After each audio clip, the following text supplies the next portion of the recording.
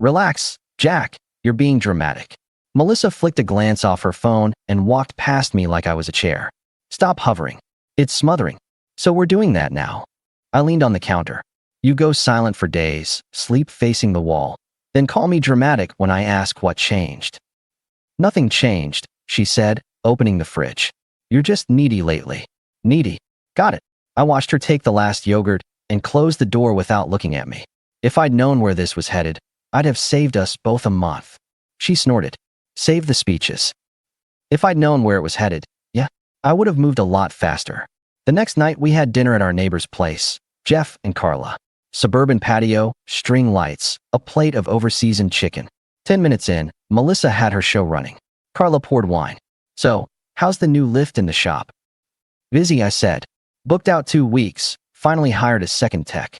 Melissa cut in before Carla could answer. Jack loves acting like he's running a race team, she said, waving her fork. It's brake pads and oil. Settle down. Jeff let out a weak laugh. Carla shot me a quick wince. I set the fork down. My clients think it's more than that. Because you tell them it is. Melissa, I tilted my head. You're at my table too. Pick a different hobby than me. See? She looked at Carla. He can't take a joke. Too many of your jokes land on my face. Jeff cleared his throat. Anyone try that new taco truck on Main? Great food, Melissa said. Jack, tell them how you burned the steak last week and almost cried. I didn't blink. Tell them how you didn't come home until midnight and called it errands. Carla froze, glass halfway up. Jeff scratched his neck. Okay, Carla said carefully. Who wants more salad? None for me, I said. I pushed back my chair. By the way, folks, quick heads up. I'm scaling back the couple circuit. No more double dates for a bit. Excuse me. Melissa frowned. You don't decide that alone. I just did. I stood. If it's a comedy show where I'm the bit, I'm out. Next time you want an audience, try the dog. He's easier. Carla's eyes widened. Jeff stared at his plate. Melissa laughed too loud. The fragile ego has logged on. Or the adult. I looked at Carla. Thanks for dinner. Rain check on the truck, Jeff? Text me. I left early, walked the 2 doors home, and sat on our front steps. I wasn't mad. I was done being amusing. She came in 20 minutes later, heels in her hand. You embarrassed me, she said. No, I said. You did that part. I just stopped clapping. You're pulling away because I teased you? Because teasing isn't what that was. I stood. Here's my new schedule. Monday through Friday. I'm at the shop till 6. After that I'm in the gym or out with Mike. Saturday mornings are mine. If you want time, put it on the calendar like a grown-up. If you hit me with side commentary in public again, I'll leave again. No scene. Just gone. She stared like she'd never seen me before. You can't dictate. It's not a dictatorship. It's a boundary. You can engage like a partner, or you can enjoy your stage alone. She smirked. You're really serious. Write it down. She rolled her eyes, headed for the bedroom. Whatever, Jack. I slept like a rock. A week later she pivoted. Morning coffee. She slid a plate of scrambled eggs toward me like an offering. I've been snippy, she said, soft voice, eyes big. Work's been a mess. I shouldn't take it out on you.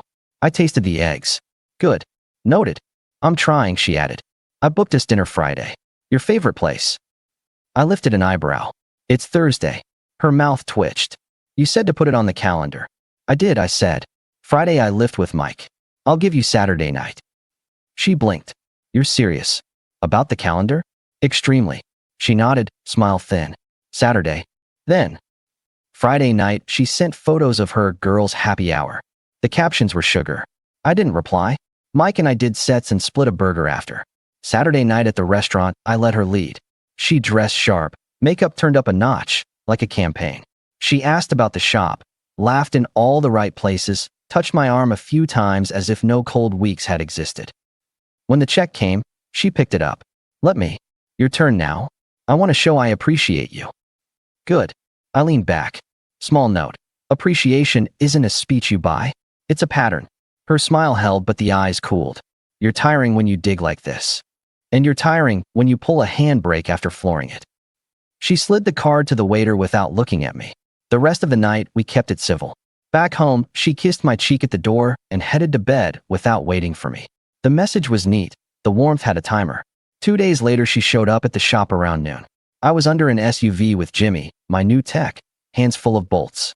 She waved through the bay door like she was at a parade. Jack, I need you to drive me to Stephanie's, she announced. Car's at the detailer. I slid out on the creeper, wiped my hands. You can wait an hour. We're knee-deep. She checked her nails. I need to be there by 1. It's noon now. Call a ride. I prefer you. And I prefer finishing work when I'm working. She raised her chin. You're my husband. Jimmy looked at the floor like it was interesting. 2 clients sat in the little waiting area. One elderly guy who comes in for tire rotations like clockwork, and a young mom with a stroller. Both pretending not to listen. So I made that my moment. Folks, I said to them, friendly voice. We're running about 30 minutes behind. Coffee's fresh in the pot. Bathrooms down the hall. The young mom smiled, relieved I wasn't about to explode. The old guy nodded. I turned to Melissa. New rule, I said quietly. No drop-ins at my shop unless it's an emergency that involves health or fire. Scheduling exists. Use it. You're actually refusing? Her tone was a dare. Correct. She laughed, not nicely. You're making me call a ride for a 15-minute drive? Yes. She stared for 3 long seconds, then huffed and left without a word. Jimmy exhaled. Sorry, boss, he said. Didn't want to get in the middle. You weren't in the middle. I slid back under the SUV. I just moved the middle. 2 hours later I got a text. Sorry, I was harsh. Lunch tonight? My treat. No jokes. I responded. Sure. 7. Mid-turn. She was trying to reel it back in. Dinner was quiet. No digs. She asked about my shoulders from lifting. She brought me a new shaker bottle and said it made her think of me. It seemed sweet. I noted the pattern, warmth when she hits a wall, then distance as soon as she feels steady. That distance came back with interest. The late nights multiplied. She worked late, then checked on a friend, then lost track of time. Every time I asked, I got the same flat response. You're reading into everything. That's because everything reads like a script. One Thursday, she got home after 1, shoes in her hand again, perfume loud enough to be a trail. I'd left a note on the counter hours earlier. Saturday plans canceled. I'm fishing at dawn. Back Sunday. She found me on the couch, remote in hand. You canceled on me? She asked. I removed myself from an event that isn't a team sport anymore. You're punishing me. Nope. I'm choosing where I put my time. Saturday night isn't good for me. I already told people we'd be there, she said. Then go. She wrapped her arms across her chest. You're impossible. What changed your bedtime, Melissa? I asked. She rolled her eyes. Stop. You're not my father. Good. Because if I were, I'd ask why you keep coming home like the clock doesn't apply. I need space, she said. You crowd me. Constant questions, constant needs. Space doesn't come at 1 in the morning, paid in silence. I owe you nothing, she said, tossing her hair. If you can't handle an independent woman, that's your issue. I can handle a partner. I won't entertain a ghost. She opened her mouth like she had a speech ready, then shut it. You'll survive, she said, heading to the bedroom. I sat there, remote still in my hand, and made a decision that felt like putting a truck in gear. Next morning on my way to the shop, I called a guy Mike knew. Ron, private investigator, the kind who finds answers and keeps his sentences short. I gave him Melissa's full name, work schedule, the car make, the rhythms I'd watched. I'm not looking to stir, I told him. I want facts. He didn't promise timelines. He promised the truth. While I waited, I saw an attorney, Dana. Calm, direct, exactly my speed. I laid out the coldness, the distance, the late nights. I didn't paint myself noble. I told her what I had done and what I was done doing. When you get confirmation, she said, you keep your mouth shut. No blow-ups. No accusations. Let me file. You keep routine. You document. You stay sleeping in the same house. You do not telegraph. I can play boring. Play steal, she said. A week later, Ron sent me a set of time-stamped photos that didn't require commentary. Melissa outside a bar I didn't know, laughing too close with a man who had a jaw like he did push-ups for a living. Her hand on his arm. His hand on her waist. Another photo the next night in a different place. A third. Same man. Same closeness. Same, we know what we're doing posture. Ron followed them to a complex across town. Sent me the unit number and a name, Eric. He sent me an address, a workplace, the works. It was clean. It was enough. I called Dana. Her voice didn't change. Understood. I'll prepare and file. You say nothing until I give the go. I went home that night and made dinner like a cookbook instructed. I set a plate for Melissa. She breezed in after 11, saw it, looked at me, and rolled her eyes. Sweet, she said. Guilt spaghetti. Just food. I'm not hungry. Then toss it, I said. It already did its job. What job?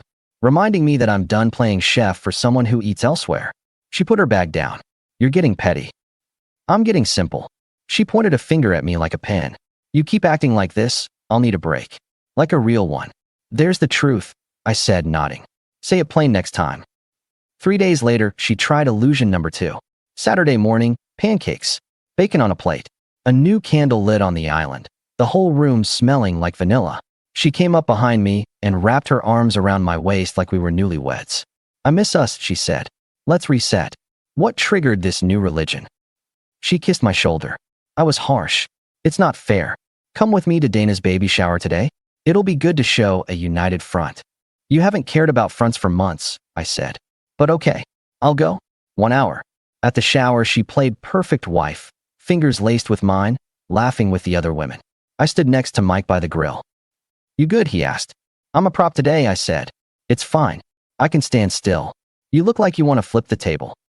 Not my style. Melissa floated over once to adjust my collar like a director. Smile, she whispered. Like this. I flashed a pleasant nothing. You want the teeth or just the cheeks? She pinched my arm gently, then walked away. An hour later, I told her my time was up and left. That night, she went for coffee and never came back before midnight. Kill turn was already done. The decision hardened in me like concrete setting. Dana texted, we're close. Days, not weeks. Monday morning, Melissa pulled the pin she'd been polishing. I need a break, she said at breakfast. Voice light as she clicked through her phone. Space. A change of scenery. I'm going to the coast with the girls next week. 7 days. I already looked at flights. Do that, I said. You're not going to argue? Why would I argue with a plan that gives you exactly what you keep saying you need? She looked up, eyes narrowed. You're being agreeable. I'm learning, I said. You say you need ocean air? Go breathe it. She studied me. There's something off about you. Clarity, I said. It looks strange at first. She bought a suitcase with tiny gold wheels. She left little stacks of beach clothes on the guest bed. She made a show of it like a teenager packing for summer camp. I smiled when appropriate, nodded when necessary, and went to the gym a lot. The night before her trip, she tried gentle again. Want to watch a movie? She asked, sitting close on the couch for the first time in a month. I can make popcorn. I'm turned in early, I said. Have a good flight. She frowned. You're really not going to make this hard? Nope. Okay, she said slowly. Okay. The morning she left, I dropped her at the airport, loaded her suitcase, kissed her forehead like a friend. Enjoy space, I said. You too, she said, suspicious and amused at once. I drove straight from the airport to my own. Dana's last message the day prior. 2 weeks. That's what she needed. 2 weeks gave me room to breathe, to get completely off the stage. I booked a single ticket to Miami for 14 days, texted Mike my plans, and flew out that evening with a small bag and a cleaner mind than I'd had in months. Miami isn't complicated. Sunday wide sidewalks. People who don't care about your story unless you choose to tell it. I did my version of a detox, ran on the boardwalk at sunrise, ate food with too much lime, slept like a human being. Day 3, at a cafe with outdoor tables and a painfully competent cappuccino, I met Brooke. She was reading something with a lot of footnotes and underlining. We made eye contact because the barista mixed up our drinks. She laughed. Are you the guy who ordered the very serious double? I'm the guy who ordered a basic coffee and got this dissertation. It looks like it could file taxes, she said, sliding mine across. Here, return to sender. We talked. Easy. She had a job in design, a mind that felt sharp, and a laugh that hit the right notes. She didn't press for details, so I gave the outline. Things at home are ice. I didn't cause it, and I'm not fixing it alone. I'm here to remind myself I'm a person. That's a healthy sentence, she said. Want to walk, or is that too old school? We walked. We ate dinner that night. The next day, we rented bikes. We didn't pretend to be more than 2 adults who liked talking and who made each other feel normal. After a few days, we looked like a couple from the outside. Easy banter, shared table, inside jokes. I told her the longer version of my home mess. She listened without pity. She's letting go of something good, Brooke said, twirling a straw wrapper. That's not your mess to hold. Appreciate it. What's your lawyer say? To sit still and not announce my clarity until the paperwork is set. Then sit still, she said. With good coffee. On day 7 of my trip, the text came through at noon. Melissa, I'm home. Where are you? I was at a street market with Brooke, holding a plastic fork and a paper boat of shrimp. I took a quick selfie with Brooke in the background, both of us in sunglasses, ocean behind us. I sent it with one word, breathing. My phone buzzed like it had a fever. Call after call. Message after message. Demands. Questions. Essays. All variations of the same theme. What are you doing? Who is she? How dare you? We need to talk now. I put it face down and kept walking. Brooke glanced at my pocket. That the glacier? Yeah. You going to answer it? No, I popped a shrimp. I'm going to breathe. We sat on a bench. She leaned back, looking at the water. You okay? I'm better than okay. Good. She bumped my shoulder with hers. It looks good on you. Dana messaged later. Filed. Service in 48 to 72. Maintain radio silence. Copy, I wrote. The next 2 days were the same. Melissa calling every 10 minutes. I blocked the number. She emailed, then messaged me on social media, then used a friend's number. I blocked those too. All I sent was the legal notice forwarded from Dana to Melissa's email. That did not slow the flood. Brooke didn't push for details. She met me for dinner, teased me about my taste in music, and let me be a person without assignments. My last night she made me a small dinner in her rental. Pasta, salad, nothing elaborate. She lit a candle and rolled her eyes at herself. This isn't a seduction, she said, smiling. It's a goodbye so you don't leave thinking this was just coffee and bike seats. I didn't, I said, but I'll accept the carbs. We ate. She handed me a paper bag with a notebook and a pen. On the first page, she'd written one line. Keep your rules.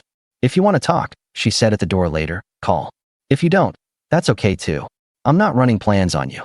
You're easy to like. Same. She hugged me like we'd known each other a decade, and that was that. Back home, my key turned in my own front door and found a suitcase standing like a bouncer in the entryway. My suitcase. On top, a post-it, be a man and give me space. Go stay with Mike. I laughed. It came out as a clean sound. She was in the kitchen, arms crossed, eyes hot.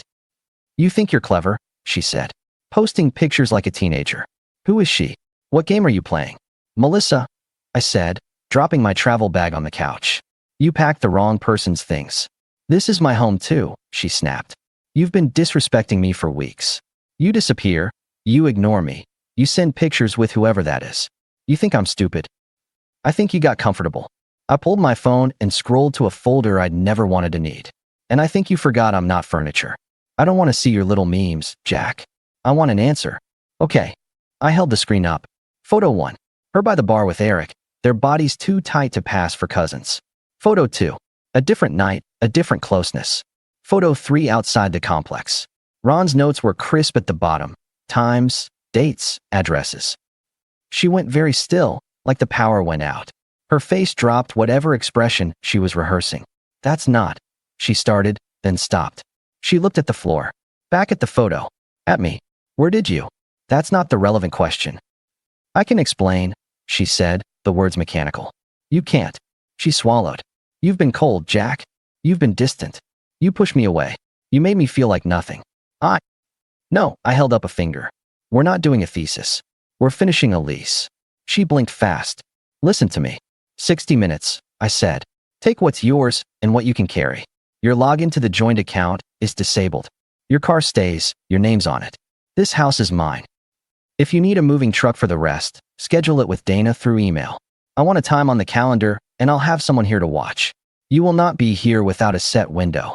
You can't kick me out of my own home, she said, voice rising. It's not your home, I said calmly. And I'm not kicking. I'm choosing who lives in my house. That person is not you. You're cruel. I'm collected. I have nowhere to go tonight. You have parents, friends, a guy with a jawline and an address. Her face flushed. Don't talk about him. I just did. She took a breath, tried to tilt the table one more time. You're throwing away years. Years ended when respect left. I'm just catching the bus. She stared at me for a long 10 seconds. It wasn't anger anymore. It was calculation, dying on arrival. If you leave now, you'll regret it, she said, a last thin thread. I won't. She grabbed a suitcase from the hallway closet and started stuffing clothes. No neat folds. No careful stacks. She took random items off shelves like she wanted to hurt the shelves. I didn't flinch. I opened the front door at the 58-minute mark. She walked out at the 59, dragging the little gold wheels that scraped the threshold. The door shut behind her with a clean clap. I texted Brooke later. Back. It's done. She replied, proud of you. How do you feel? Like I can't hear again. Eat something and sleep, she wrote. Then start living. For the record, I did eat. I slept on my own bed like it belonged to me because it did. The next morning, I moved her things from the closet to labeled boxes. I scheduled a time with Dana for pickup and forwarded it to Melissa. No extra words. No notes. Melissa's calls tapered once the paperwork she received spelled out what she wasn't getting. We'd kept finances careful. My shop, my house from before the marriage, separate lines. Dana's plan was clean. The split finalized in a month. Melissa moved back to her parents' town 2 states away. I heard through a mutual that she was piecing together a new start and rotated through short leases while she looked for something stable. I didn't cheer. I didn't gloat. I just made coffee and went to the gym. Brooke and I talked every day. Not performative, just normal. Some days were 2 minutes. Some days were an hour. She sent me a photo of a sunburn she got because she refused sunscreen out of principle. I told her that was a poor principle. She told me to mind my own shoulder. 6 months later, I came home from a late shift at the shop and found a suitcase by my door. Not mine this time. Brooke was on the porch step, hair wind-tangled, smile nervous for the first time I'd seen. I flew in, she said, holding up a hand like a ticket. I know, dramatic. I was on a project, and the whole time I kept thinking I was explaining color palettes to someone who wasn't you. That's a strangely specific romance speech. She laughed. I'm not good at speeches. I'm good at knowing when I'm done pretending I'm casual. I want to build something with someone who knows how to keep rules and keep kindness. I want that someone to be you. I leaned on the door jamb. Took you long enough. You sure? She asked. Not coy. Just making sure the ground was level. I've been sure since the notebook, I said. She exhaled, relief like an unrolled fist. She stepped forward and hugged me. Same old ease, no big show. We carried her bag in. I made her tea. We talked through logistics like adults. She had a lease to end and a job that could move. I had a life rooted here and space for more. We didn't rush a ceremony, but we didn't drift either. When we did it, it was simple. Backyard, friends, Mike making a toast that for once didn't roast me, Carla dropping off a casserole and hugging Brooke like she'd known her forever. No speeches about destiny. Just 2 people who had learned to keep things clean. My house looks different now. Not because of new furniture, because of how it feels to walk in and not check the clock. My shop runs tighter than ever. Jimmy's a manager already. I sleep well. I lift heavier. I bought a used truck I'd wanted for years and didn't ask permission. The spare room is an office with Brooke's sketches pinned on a cork board and my notes in the margins, and we argue about lamp placement like it's high art. Sometimes I think about the last year and how quiet the end actually was for me. No shouting. No slamming. Just the door closing at 59 minutes and a man deciding he wouldn't be the joke anymore. If there's a lesson, it's not complicated. When the jokes don't stop, stand up and stop being the audience. When someone thinks your life is their prop closet, lock the door and keep your props. When you hear the word space, don't beg for a chair, go find a beach and breathe. The last message Melissa sent months ago, before I blocked the final thread, was 3 words. We made mistakes. She meant both of us. I disagreed then, and I disagree now. I made a boundary. She made a plan. Only one of those required a suitcase with gold wheels. Brooke asked me last night, half asleep, you still breathing? Yeah, I said. Finally.